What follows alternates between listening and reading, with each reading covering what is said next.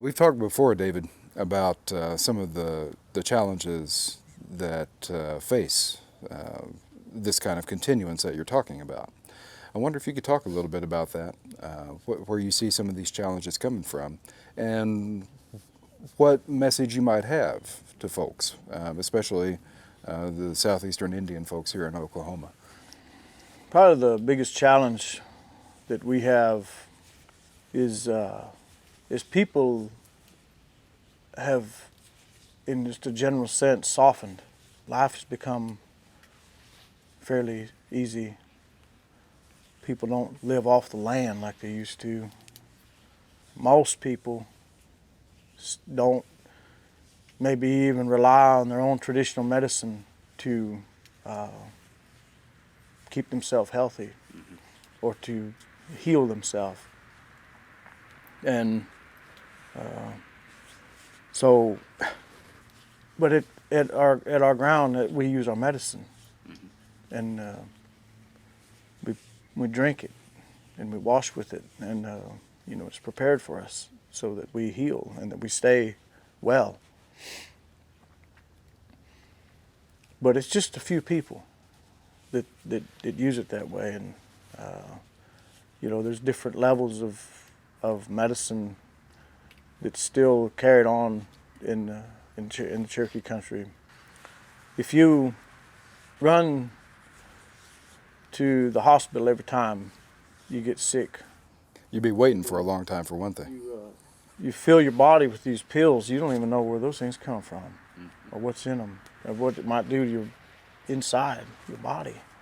It's kind of like some of them will say, if you start taking that type of medicine as a habit, that you'll start thinking the way that those people think, and you'll get further away from your own traditions, your own medicine. And also language. Language is a great challenge in all tribes. There were probably very few tribes in the whole North America today that have everybody speaking their language. And Cherokee is the language of the grounds, is that right? That's right. In our inside, what we call inside the square ground, it's Cherokee language. And most of the grounds, all of the grounds, just about, whatever their tribal language is, that's what's used inside. It may be interpreted for other people, but it's always spoken in that native language first. Right. And it may not be interpreted for anybody. Yeah. If you don't know the language, you better learn. Gotcha. Yeah, may not be your business yet, I guess. Yeah. Well, I know that's a real challenge. My Cherokee is mighty poor. I probably know more Pig Latin than I do Cherokee, but I imagine that is a challenge for people who might like to come around to the ground some. But it sounds to me like you're saying that in doing some interpreting, there's also maybe a little bit of language teaching that goes on at the grounds too. Is it fair to say that there's some instruction, some education that happens around the grounds in this sort of way? Some cultural education, some language education, other types?